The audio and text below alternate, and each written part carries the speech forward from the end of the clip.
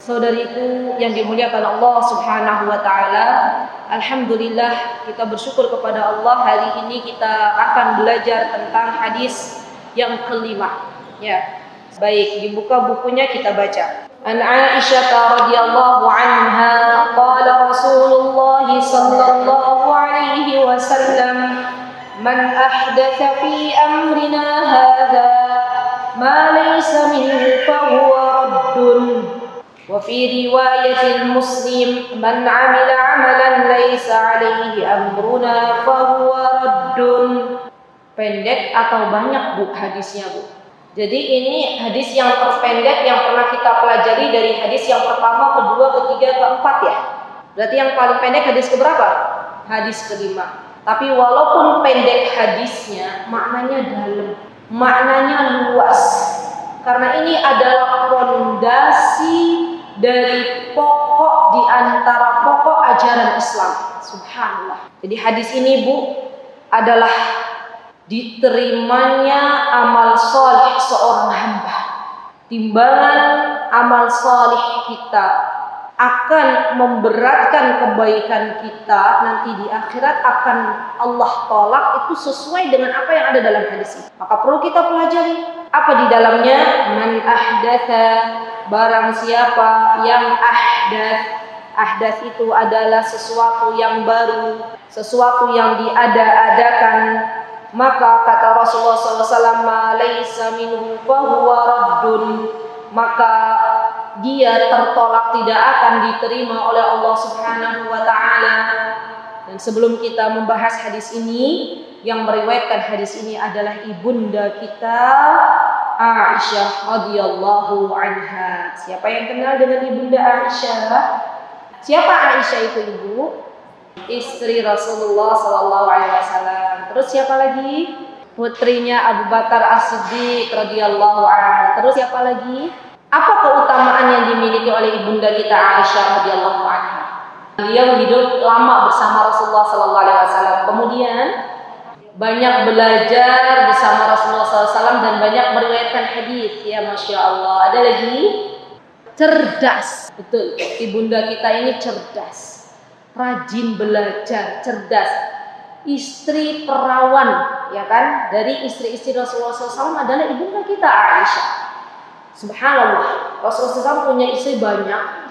Satu-satunya yang masih perawan adalah ibunda kita Aisyah radhiyallahu anha. Dan Aisyah radhiyallahu anha di antara keutamaannya ibu-ibu, beliau itu orang yang gemar bersedekah. Senang banget sedekah.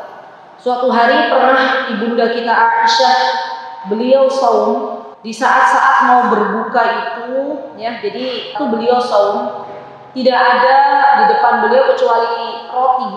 Tiba-tiba ada yang datang minta sesuatu kepada ibunda kita Aisyah.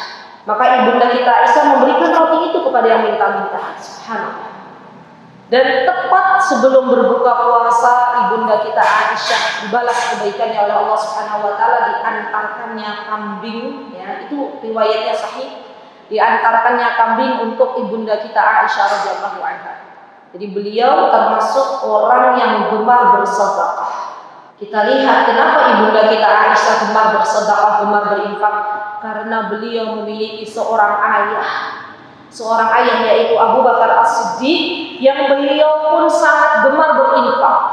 Beliau bawa hartanya seluruhnya, ya, untuk diberikan untuk kebutuhan kepentingan kaum muslimin. Sampai saat Abu Bakar As-Siddiq ketika itu bertanya kepada Asma, "Ya Asma, apa yang ditinggalkan oleh ayahmu?" Maka Asma pun menunjukkan kerikil-kerikil yang ada di dalam rumah Abu Bakar As-Siddiq. Ini menunjukkan teman-teman bahwasanya ayahnya Aisyah itu adalah orang yang gemar bersedekah. Dan ketika ayahnya Aisyah radhiyallahu anha, ibunda kita Aisyah radhiyallahu anha adalah orang yang gemar bersedekah, maka sifat itu menurun kepada anaknya. Jadi ini pelajaran yang bisa kita ambil. Kalau anak-anak kita nih pengen Allah jadikan orang-orang yang gemar bersedekah, orang-orang yang gemar berinfak, mulai dari dalam diri kita dulu. Mulai dari orang tuanya dulu. Kalau orang tuanya na'udzubillah summa na'udzubillah mau infak masih hitung-hitungan, mau sedekah masih hitung-hitungan, padahal nikmat Allah yang diberikan kepadanya sangat banyak. Maka jangan banyak berharap anaknya itu rajin bersedekah, senang bersedekah, karena buah tidak jatuh jauh dari pohonnya. Dan ibunda kita Aisyah radhiyallahu anha memiliki keutamaan, beliau juga adalah seorang yang ahli ibadah, orang yang dicintai oleh Rasulullah SAW. Ketika ditanya kepada Rasulullah SAW, ya Rasulullah, siapakah orang yang paling engkau cintai? Rasulullah SAW dalam riwayatnya menyebutkan orang yang paling aku cintai adalah Abu Bakar As-Siddiq. Orang yang paling aku cintai adalah Aisyah radhiyallahu anha. Insyaallah. Jadi beliau itu orang yang termasuk istri-istri Rasulullah SAW yang dicintai oleh Rasulullah SAW. Insyaallah. Dan Aisyah radhiyallahu anha termasuk kelebihan beliau itu beliau adalah orang yang senantiasa menjaga rahasia-rahasia yang diberikan kepadanya. Jadi beliau termasuk orang yang bisa menjaga rahasia. Insyaallah. Jadi kalau kita tengok lagi sirahnya ibunda kita Aisyah radhiyallahu anha, maka kita nggak bisa kecuali ada takjub ya, Masya Allah, Tabarakallah Rahman, kepada beliau banyak sekali keutamaan-keutamaan beliau. Dan diantaranya adalah hadis ini, hadis yang kelima diriwayatkan oleh ibunda kita Aisyah radhiyallahu anha. Baik, kita pelajari ya teman-teman. Di dalam hadis ini disebutkan bahwasanya barang siapa yang mengada-ngadakan sesuatu dalam agama, maka sesungguhnya dia akan tertolak. Dan diriwayatkan dari Muslim, di dalam riwayat Muslim disebutkan, man amila amalan laisa alaihi amruna fahuwa raddun. Barang siapa yang melakukan sebuah amalan yang tidak didasari oleh agama, maka ia tertolak. Jadi begini, amal soleh kita nih sederhananya begini. Untuk apa sih kita dihidupkan oleh Allah? Untuk apa Allah tuh menciptakan kita? Untuk beribadah. Sepakat ya, deal ya, untuk ibadah ya. Kalau untuk beribadah kepada Allah Subhanahu wa taala, maka Allah itu meminta kepada kita dalam beribadah, dalam beramal saleh. Allah minta ibadah kita dilakukan dengan cara yang paling baik, ahsan. Kata beliau, sesungguhnya amalan yang paling baik adalah amalan yang dia akhlasuhu wa aswabuhu. Tanya Fudail bin Iyad, amalan yang paling baik adalah amalan yang seperti apa? Maka beliau melanjutkan bahwasanya amalan yang paling baik di hadapan Allah Subhanahu wa taala adalah akhlasuhu wa aswabuhu. Apa itu akhlasuhu? Yang paling ikhlas, akhlasuh. Amalan yang memang kita tunjukkan hanya untuk Allah Subhanahu wa taala. Bahkan Fudail bin Iyad mengatakan, ini perlu dicatat, innal amal idza kana khalisan wa lam yakun shawaban lam yuqbal. Amal salih itu kalau dia ikhlas, niatnya itu hanya untuk Allah, tapi belum baik atau belum benar, maka amalan tersebut tidak diterima di sisi Allah Subhanahu wa taala. Nanti saya jelaskan yang dimaksud aswab itu apa. Sebaliknya wa idza kana sawaban, dan jika amalan itu baik, jika amalan itu benar, walam yakun khalisan, tetapi dia tidak ditunjukkan untuk Allah Subhanahu wa taala, dia beramal hanya untuk ingin dipuji, dia beramal hanya untuk mendapatkan sebuah ketenaran, dia beramal hanya untuk mendapatkan kepingan-kepingan dunia, maka ia pun lam tuqbal, tidak akan diterima di sisi Allah Subhanahu wa taala. Nah, yang dimaksud aswab ya oleh Fudail bin Iyad, aswab itu adalah sesuatu yang mengikuti apa-apa yang dianjurkan oleh Rasulullah sallallahu alaihi wasallam. Jadi, ibadah itu termasuk di dalamnya amal saleh. Amal salih jika ingin diterima, kata Fudail bin Iyad, itu syaratnya ada dua. Yang pertama akhlasuhu. Akhlasuhu itu adalah mengikhlaskan niat kita hanya untuk mengharapkan wajah Allah Subhanahu wa taala. Dan ini perkara batin, bukan perkara zahir. Perkara yang ada di dalam hati kita masing-masing. Niat itu yang tahu hanyalah Allah dan kita. Ibu-ibu mau pakai jilbab, ini amal soleh bukan? Amal soleh. Yang tahu niat kita keluar pakai jilbab ini hanyalah kita dan Allah. Ada orang pakai jilbab keluar rumah itu untuk, ya Allah, ini saya pakai jilbab ini, saya pakai kaos kaki ini agar engkau ridha. Itu sudah ikhlas bu niatnya bu? Sudah. Ada yang dia ketika keluar pakai jilbab niatnya, ya Allah, kemarin saya pakai jilbab warna oranye, sekarang warna miras, besok warna misalnya warna toska. Itu semata-mata biar orang lain tahu saya itu punya jilbab banyak. Berarti niatnya karena Allah atau ada yang lain bu? Ada yang lain. Maka sekali lagi yang namanya akhlasuhu, ikhlas itu yang bisa mengetahui adalah diri kita dan Allah Subhanahu wa taala, dan itu perkara yang ada di dalam hati kita, perkara batin. Kenapa kita harus ikhlas di dalam beramal? Karena Allah hanya menerima sebuah amalan yang ditunjukkan untuk mengharapkan wajah Allah Subhanahu wa taala.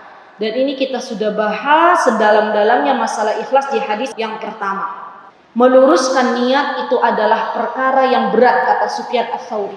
Kenapa? Karena kalau niat kita tidak ikhlas bu, maka amalan kita akan sia-sia. Saya sudah sering menggambarkan, ibu naik ke atas ya, ke gedung lantai 20, naik tangga, ternyata kuncinya tertinggal di resepsionis. Itu kira-kira naiknya ibu capek nggak? Capek. Tapi nggak bisa buka kamar. Kenapa? Karena kuncinya ketinggalan.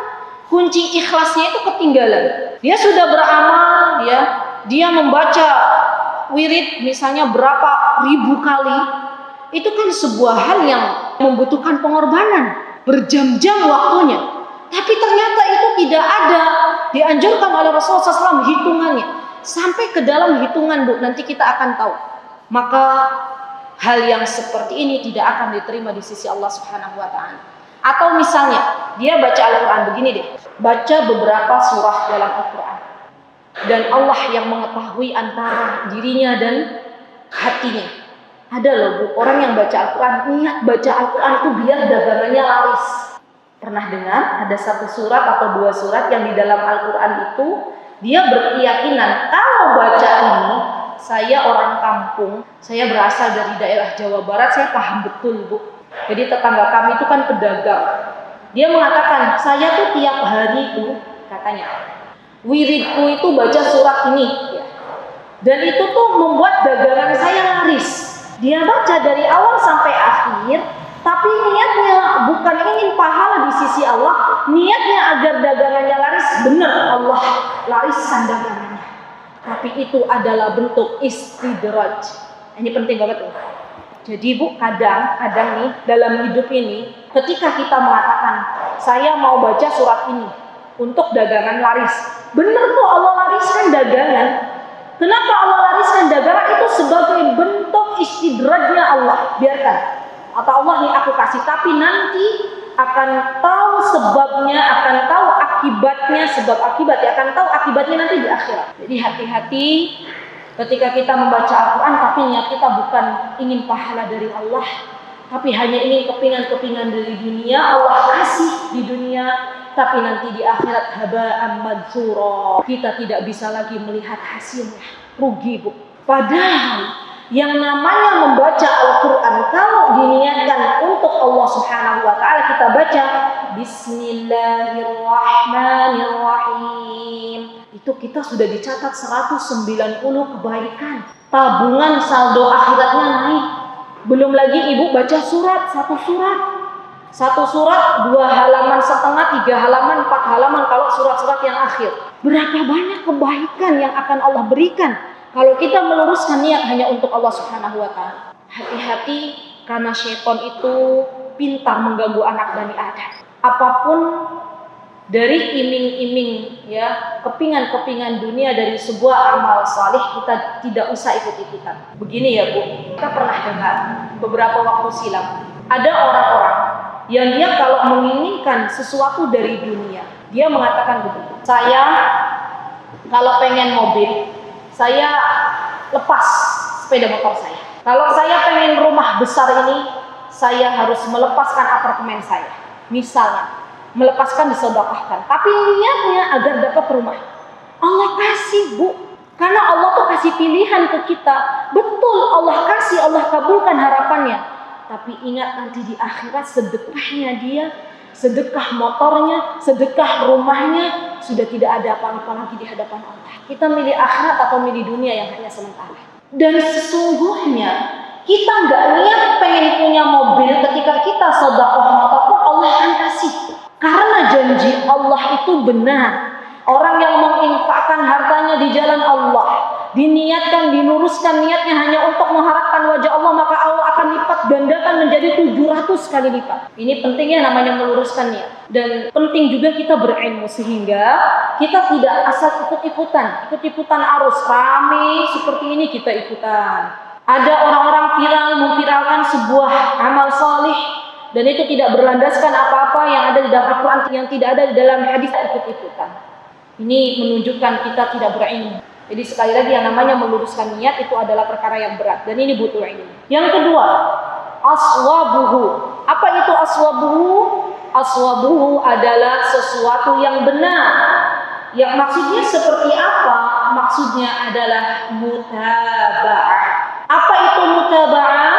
Mutaba'ah adalah mengikuti apa-apa yang telah dicontohkan oleh Rasulullah sallallahu alaihi wasallam dalam perkara agama. Mutaba'ah ini adalah syarat kedua agar amalan kita diterima oleh Allah Subhanahu wa taala. Apa itu mutaba'ah? Mutaba'ah apa-apa yang telah dicontohkan Rasulullah sallallahu alaihi wasallam. Dan mutaba'ah ini mengikuti apa-apa yang telah dicontohkan oleh Rasulullah SAW, termasuk di dalamnya baik itu qaul, baik itu fi'al maupun takdir. Ada 3. Apa itu qaul? Perkataan. Apa-apa yang dikatakan oleh Rasulullah SAW kita ikuti.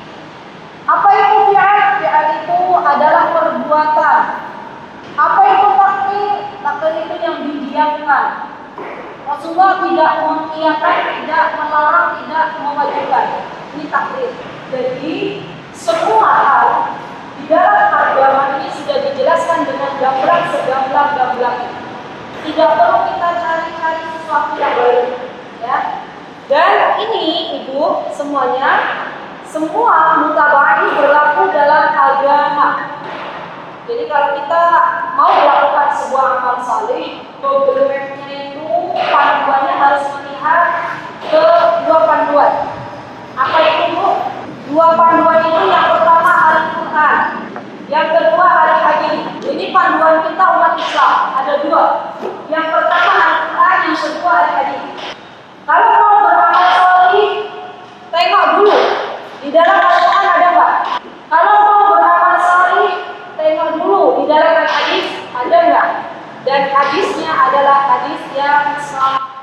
Jadi Bu, yang namanya amal saleh ini kita setiap apa yang kita lakukan dari sebuah amal saleh, baik itu sholat, baik itu puasa, baik itu zakat, baik itu haji, baik itu umrah, semuanya ada panduannya.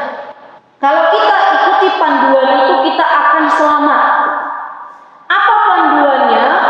Bukunya apa? Panduannya apa? Panduannya 2. Yang pertama Al-Quranul Karim. Dan Al-Quran akan memandu kita kalau kita paham maknanya. Kalau kita paham maknanya, artinya kita harus belajar tafsirnya, harus mentadabburinya. Yang kedua adalah hadis. Hadis-hadis yang ada dalam sahih ya, baik itu dalam Sahih Bukhari, Sahih Muslim atau di dalam Kutubus Sittah, kitab-kitab yang lainnya. Maka itu rujukan kita.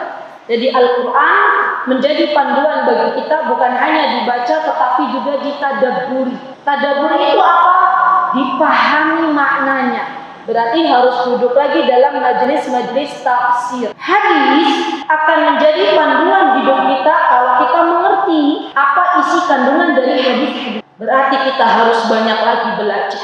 Bu, kita bersyukur ya ketika kita hidup di zaman di mana Allah itu telah dekatkan ilmu kepada kita.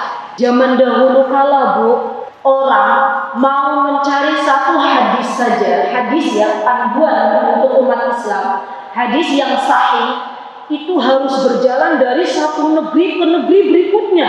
Dari kota Makkah ke Yaman, dari Yaman ke Irak, dari Irak ke Madinah. Dan itu membutuhkan bukan hanya waktu yang singkat, tapi berbulan-bulan, bertahun-tahun.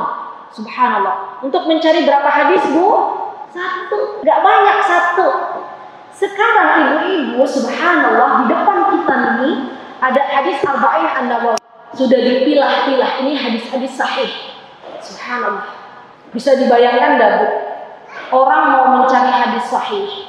Ini masih ada nih, terutama di daerah-daerah Yaman, daerah-daerah Sintit, daerah-daerah keilmuannya yang luar biasa bagus ya, negeri-negeri yang masih bagus. Kenapa saya mengatakan di Yaman itu masih ada? Karena ketika kami duduk di Darul Hadis, itu ada banyak mereka para penuntut ilmu dari berbagai negeri, baik itu dari Yamannya, orang-orang dari negeri Yaman, orang-orang dari negeri Maghrib, dari negeri Maroko, ya, orang-orang dari Mesir. Itu mereka mempelajari hadis, duduk di perpustakaan. Saya diceritakan oleh suami saya, itu berjam-jam, Bu, berjam-jam meneliti ini hadis yang sahih atau hadis yang munkar, atau hadis yang dhaif. Itu meneliti. Sampai saya pernah cerita nggak? Saya punya teman, suaminya itu ahli hadis. Beliau dengan kesabaran duduk di maktabah, di perpustakaan, Bu. Sekarang sudah menghasilkan beberapa karya, dan karyanya beliau dipakai oleh anak-anak Madinah. Itu yang buat itu suami kawan saya, Masya Allah. Beliau bercerita nih, kawan saya bercerita begini, Bu, ke saya. Ummu Yasir, kamu siap-siap aja, katanya gini. Kalau nanti suamimu sudah Allah sibukkan dengan ilmu hadis, maka jangan kau harapkan suamimu banyak di rumah. Saya bilang, kenapa memangnya? Suami saya tuh ke rumah itu cuma numpang tidur, numpang makan, numpang mandi. Semua waktunya dihabiskan di maktabah, dihabiskan di perpustakaan untuk menggali hadis-hadis. Masya Allah. Jadi memang benar ya Syekh Albani. Pernah dengar nggak Syekh Albani? Namanya Syekh Albani. Ada orang namanya Syekh Albani dari Albania, yang orang Eropa. Allah takdirkan, Allah yarhamah ya. Beliau menjadi ahli hadis, yang pentahqiq hadis. Beliau hidup di perpustakaan lebih lama daripada hidup di rumahnya. Sampai-sampai orang yang megang kunci perpustakaannya itu mau pulang, Syekh Albani masih baca. Mau pulang lagi tengok, Syekh Albani masih baca. Kata penunggu perpustakaannya, Syekh, kalau begitu nih saya serahkan kunci perpustakaannya untukmu. Itu karena saking lamanya di perpustakaan, Bu. Maka subhanallah, orang-orang yang ahli hadis ya, orang-orang yang pandai dalam hadis itu orang-orang yang luar biasa Allah muliakan. Karena kalau tidak ada mereka, kita tidak bisa sampai, kita tidak bisa belajar hadis-hadis yang sahih. Maka kita doakan ulama-ulama hadis, dan bersyukurlah bagi ibu-ibu yang Allah muliakan anak-anak ibu untuk mempelajari hadis dan Al-Quran. Subhanallah. Karena hadis dan Al-Quran ini adalah kurikulum yang tidak akan pernah berubah sampai hari kiamat nanti. Dua kurikulum yang tidak akan pernah berubah sampai hari kiamat datang ini, Al-Quran dan hadis. Catat. Kalau kurikulum kita di Indonesia kan berubah-ubah, ya kan? Kurikulum yang dibuat oleh manusia itu berubah-ubah. Tapi Al-Quran, Allah akan jaga kemurniannya sampai hari kiamat nanti. Subhanallah. Dan ketika Rasulullah SAW mengatakan bahwasanya man ahdatsa fi amrina hada ma laysa minhu fahuwa raddun, ini, Bu, yang dimaksud di sini adalah barang siapa yang dia beramal saleh, beribadah kepada Allah Subhanahu wa taala, dan tidak ada amal saleh tersebut baik di dalam Al-Quran maupun hadis, maka tertolak. Termasuk di dalamnya, ini yang perlu saya jelaskan. Ketika Rasulullah SAW menyebutkan angka bilangan, ya Bu, maka kita ikuti angka bilangan itu. Contoh, dan ini termasuk amalan yang akan diterima nanti. Contoh misalnya, Rasulullah menyuruh kita bertasbih 33 kali setelah salat. Maka tidak usah kita tambah-tambahin. Kayaknya kalau 33 itu sedikit, saya tambahin deh bilangannya. Kenapa kita tidak usah menambahkan? Karena bilangannya sudah telat, sudah dijelaskan oleh Rasulullah SAW. wasallam. Saya juga ajarkan ini kepada anak-anak saya. Ketika Rasulullah SAW menyebutkan sebelum tidur dikebasi itu tempat tidurnya 3 kali saja. Berapa Bu? 3 kali. Mengucapkan Bismillah, Bismillah, Bismillah. Anak saya bertanya, Umi, boleh nggak kalau ngibasinya itu 10 kali? Saya bilang itu sudah dijelaskan oleh Rasulullah 3 kali. Sudah kita ikuti 3 kali. Sudah, tidak usah nambah-nambah. Atau misalnya, bilangan ya Bu, misalnya ada sesuatu anggota badan kita yang sakit nih. Rasulullah kan kasih solusi. Solusinya bagaimana? Solusinya tempel tangan ibu ke badan yang sakit, dan ini sudah banyak yang mencoba Bu, penyakitnya hilang. Atas izin Allah hilang penyakitnya. Tempel, baca Bismillah, Bismillah, Bismillah berapa kali? 3 kali. Baru kemudian baca a'udzu bi'izzatillahi wa qudratihi min syarri ma ajidu wa uhadir berapa kali? 7 kali. Bilangan 3 dan 7 itu dari mana? Dari Rasulullah sallallahu alaihi wasallam. Maka kita tidak perlu nambah nanggung 7, 10 lah. Nanggung 7 kurang gitu. Itu sudah ada bilangan itu dari Rasulullah SAW. Berbeda kalau misalnya kita buat sendiri. Misalnya ada amal soleh setiap malam Jumat, misalnya baca Bismillah 1000 kali, baca sholawat 30.000 kali. Misal, sekarang pertanyaannya 1000 kali, 30.000 kali itu dari mana bilangannya? Bukan dari Nabi kita Muhammad SAW. Maka kita sia-sia Bu. Kita baca 30.000 kali, itu luar biasa pengorbanannya. Jadi apa yang bisa kita lakukan kalau malam Jumat? Baca sholawat sebanyak-banyaknya. Tidak usah terpentok dengan sebuah bilangan. Jadi kita jangan sampai menjadi orang-orang yang apabila biasanya mak dapat broadcast. Broadcast. Kayaknya bagus banget ini broadcastnya gitu ya. Baca 1000 kali akan dapat ini gitu ya. Baca 30.000 kali akan dapat ini. Kan biasanya ada tuh. Dan ini termasuk Bu, kalau akan dapat ini, viralkan, akan dapat keutamaan ini. Biasanya itu hadisnya dhaif. Ini ciri khas hadis dhaif itu bisa diketahui sama dengan ciri khas berita hoak. Kadang emak-emak itu gampang banget ya. Ini baik nih, sebar gitu ya. Dan iya nggak sih, jujur ya kita yang gitu ya. Niat kita tuh baik, niat kita tuh pengen ngajak orang. Tapi kalau itu belum tentu kebenarannya, itu akan menjadi dosa jariah. Kita nyebarin sesuatu broadcastan yang nggak benar Bu. Kita sudah meninggal dunia, orang itu masih melakukan dengan broadcast yang kita share, kita dapat dosa jariahnya. Nggak mau kita dapat transferan dosa. Ibadah, amal solih itu dasar hukumnya adalah dilarang. Kita nggak boleh melakukan sesuatu dari amal solih, dari ibadah, kecuali ada dalil atau bukti. Dari mana kita tahu? Dari Al-Quran dan dari hadis-hadis sahih. Jadi ibu harus bisa memilah dan memilih. Di depan saya ini perkara ibadah atau perkara muamalah. Kalau perkara ibadah, kita stop dulu, tahan, jangan mengerjakan dulu sampai jelas buktinya, sampai jelas dalilnya, baru kita lakukan. Ya, muamalah ini pada dasarnya adalah sesuatu yang diperbolehkan, mubah. Sampai kapan muamalah itu dilarang? Sampai ada dalil yang menunjukkan kejelasan. Biar lebih gamblang, saya akan beri contoh. Perkara sholat. Kita sholat itu ibadah atau muamalah Bu? Ibadah. Kita stop dulu. Stop. Oh iya, saya mau sholat nih. Saya mau sholat duha. Pertamanya stop. Oh ya, ternyata sholat duha itu ada dalilnya, ada buktinya Rasulullah yang menyuruh kita untuk sholat duha. Lakukan enggak? Lakukan, jalan. Muamalah, contohnya apa Bu? Jual beli. Jual beli itu asalnya diperbolehkan. Kapan tidak diperbolehkan? Kalau ada dalil atau sesuatu yang melarang. Misalnya jual beli yang horor itu yang nggak jelas. Misalnya begini Bu, Bu Uswatun punya kolam. Saya bilang begini ke Bu Uswatun maaf ya buat contoh. Bu, saya mau beli ikan yang ada di kolam Ibu, sekian. Nanti Ibu kalau ikannya sudah besar saya mau beli semuanya, berapa Ibu mau jual? Padahal saya belum lihat seberapa banyak ikan yang ada di kolamnya. Mungkin yang dijual ikan lele, kan kelihatan butok yang kelihatan. Ya kan kalau ikan lele kan nggak kelihatan ya Bu. Pokoknya saya mau beli deh satu kolam, berapa kamu mau jual? Itu adalah gharar, jual beli yang tidak diperbolehkan. Karena bisa jadi menguntungkan si pembeli dan merugikan si penjual, bisa jadi merugikan si penjual dan menguntungkan si pembeli.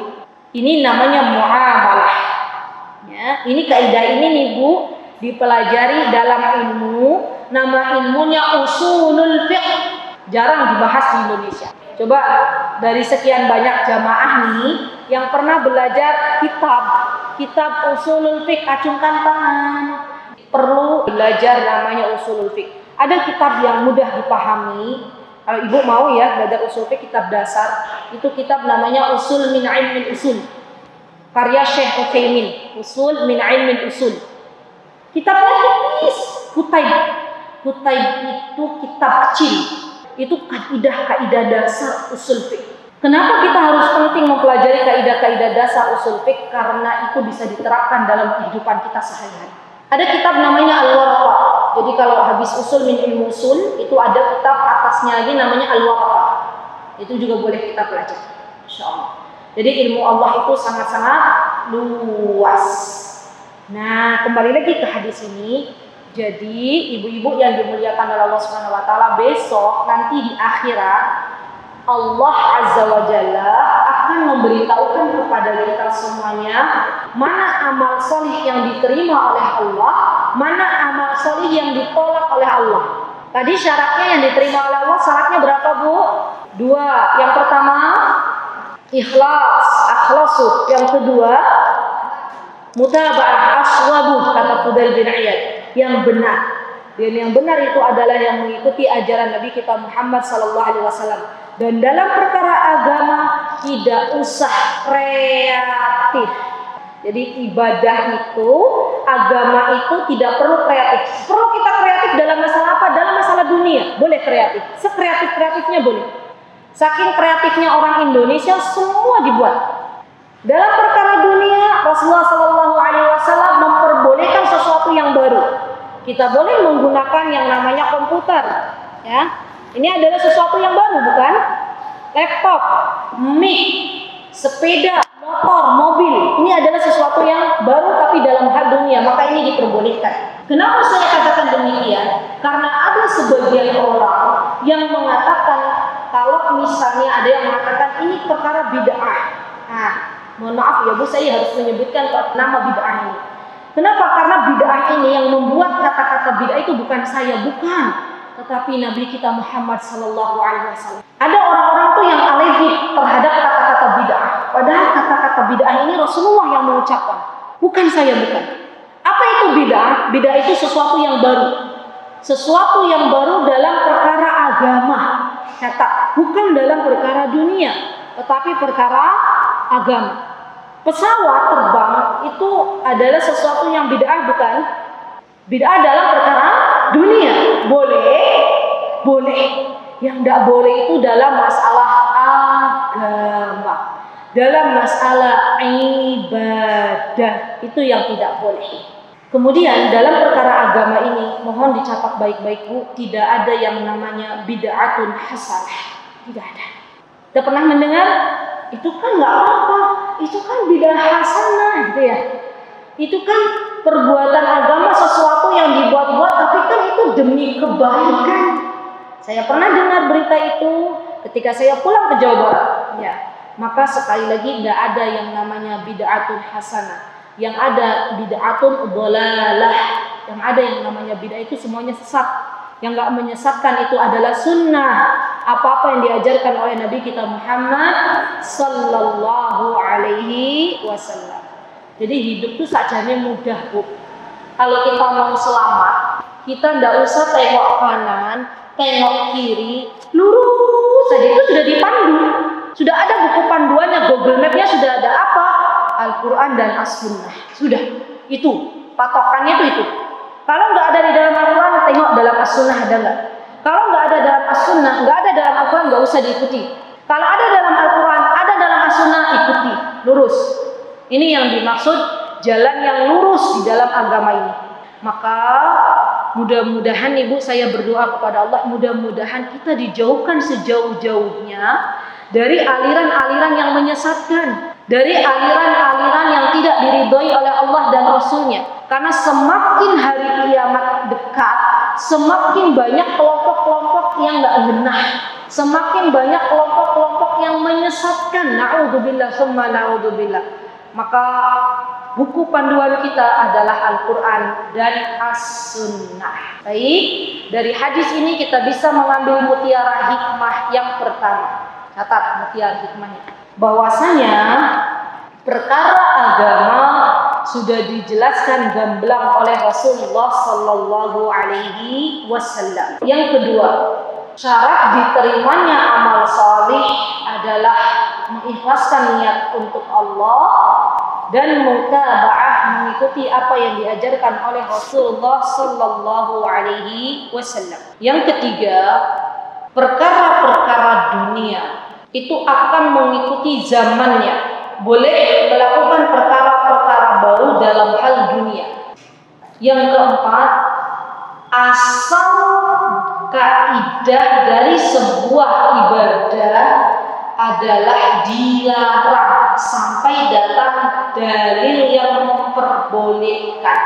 Asal kaidah dalam ibadah itu dilarang sampai datang dalil atau bukti yang menjelaskan. Yang kelima, asal kaidah muamalah itu diperbolehkan sampai datang dalil atau bukti yang melarangnya. Ini yang bisa kita ambil dari mutiara-mutiara hikmah dari hadis-hadis ini, Bu, sehingga kita akhirnya menjadi manusia-manusia yang cerdas di dalam beramal saleh. Kita tidak mau apa yang sudah kita habiskan dari waktu yang telah Allah berikan sebagai modal kehidupan akhirnya sia-sia, tidak diterima di sisi Allah Subhanahu wa taala, karena hidup ini hanya sekali. Waktu yang Allah berikan adalah lebih baik daripada uang, lebih baik daripada dunia dan seisinya. Mari kita gunakan waktu kita dengan sebaik-baiknya. Jika ada yang benar datangnya dari Allah Subhanahu wa taala, jika ada yang salah datangnya dari saya pribadi, saya mohon maaf yang sebesar-besarnya. Mohon untuk dibukakan pintu maaf. Insyaallah kita bisa berjumpa kembali di kesempatan berikutnya. Barakallahu fikunna jami'an. Aqulu qouli hadza wastaghfirullah li wa lakum wa akhiru da'wana alhamdulillahi rabbil alamin.